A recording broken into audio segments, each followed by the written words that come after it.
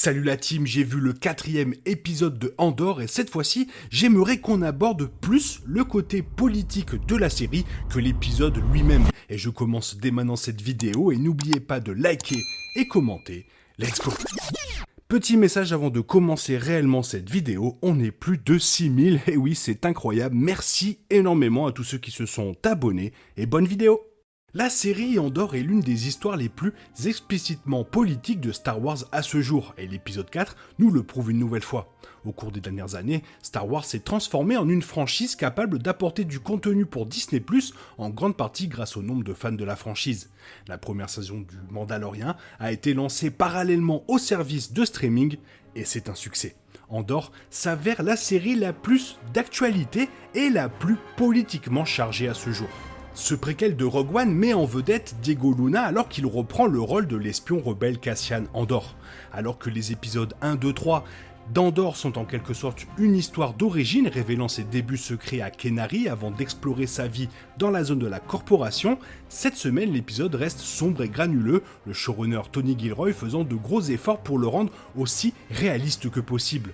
Andor est une évolution pour la franchise avec beaucoup moins d'easter eggs que les fans inconditionnels sont habitués et une dépendance à une narration et une caractérisation plus profonde qui sont rafraîchissantes à voir. Andor est une série Star Wars avec une politique moderne et tant mieux. Selon l'actrice Fiona Shaw, le scénario de Gilroy est une grande prise calomnieuse sur le monde trumpien, comme elle a expliqué dans une interview avec Empire Magazine. Notre monde explose à différents endroits en ce moment, les droits des personnes disparaissent et Andor en est le reflet. L'Empire prend le dessus et on a l'impression que la même chose se passe aussi dans la réalité. En fait, la série Andor considère le Trumpisme comme une forme de fascisme envahissant axé sur la conformité et le contrôle, et il y parvient en le regardant de loin. Les 3 premiers épisodes se déroulent loin de la célèbre ville-planète de Star Wars, Coruscant, dans une région de l'espace où les entreprises règnent et bénéficient d'une certaine indépendance.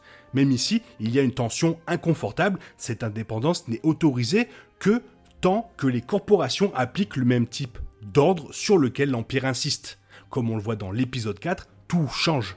Les officiers de la sécurité d'entreprise ne ressemblent peut-être pas à des Stormtroopers, mais leurs uniformes sont conçus pour réduire l'individualité et ils présentent le genre d'attitude dont fait preuve l'Empire. Ce secteur de l'espace est celui où le capitalisme et le fascisme se sont mélangés.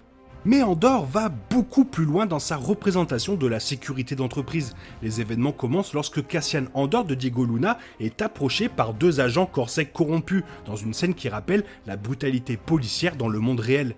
Les premiers méchants ne sont donc pas des officiers impériaux, mais des flics corrompus qui ne peuvent pas supporter que leur pouvoir ait été résisté. Ces officiers corrompus sont responsables de la mise en œuvre de l'impérialisme envahissant d'Andor et ils croient qu'on ne peut pas leur résister. La plupart des émissions de Star Wars se concentrent sur les easter eggs, les utilisant pour faire appel à de la nostalgie et raviver les émotions que les téléspectateurs ont ressenties lorsqu'ils ont regardé des films ou des séries de télévision précédentes. Aussi agréable qu'Obi-Wan Kenobi ait pu être, son thème central était juste une préparation d'un match revanche que le public n'avait pas vu depuis Star Wars 3, la revanche des Sith. Bien qu'il y ait eu des idées et des concepts politiques, ils ont souvent été subtils et généralement sourdines. Andor est différent, cela donne à Star Wars à la fois une voix et quelque chose à dire. C'est une approche audacieuse et rafraîchissante, parfaitement adaptée à une histoire se déroulant dans les temps sombres.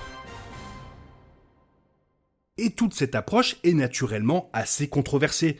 Cependant, George Lucas en serait probablement fier, car en vérité Star Wars de Lucas a toujours été beaucoup plus ouvertement politique. Lucas a été inspiré par les événements du monde réel de la guerre du Vietnam et il a noté que même alors, il envisageait les États-Unis comme la superpuissance technologiquement avancée et le Viet Cong comme la courageuse alliance rebelle. Ce thème est devenu plus explicite dans le Retour du Jedi, les Ewoks utilisant avec succès des tactiques de guérilla contre l'Empire.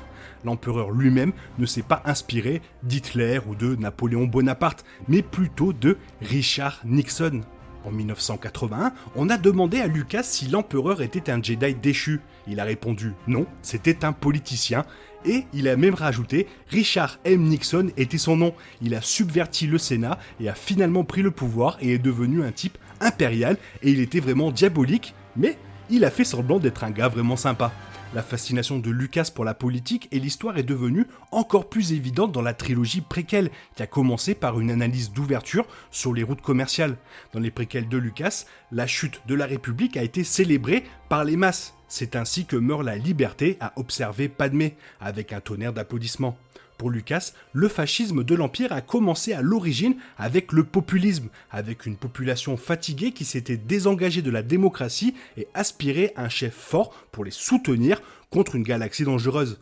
Et en termes thématiques, Andor n'est donc pas une version de Star Wars avec une nouvelle voie politique. Et en fait, c'est tout le contraire. C'est la série qui nous fait revoir la politique dans Star Wars.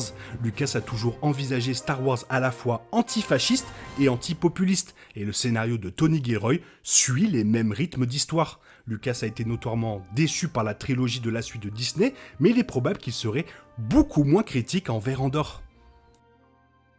Mon top 3. En premier, la trilogie originale. Je peux pas les séparer, les trois ils vont ensemble. Top 2, Rogue One. Je suis désolé, Rogue One. Top 3, Andor. C'est tout. C'est mes 3 projets préférés de Star Wars et j'ai plus rien à dire. Toi, qu'est-ce que tu en penses? Fais-moi part de ton avis dans la zone commentaire car tu sais que j'aime énormément vous lire. J'espère que la vidéo t'a plu et si elle t'a plu, n'hésite pas à la liker, la partager, à t'abonner. Merci. Je te souhaite une bonne matinée, après-midi, une bonne soirée ou un bon week-end. Bisous, bisous, hasta la vista.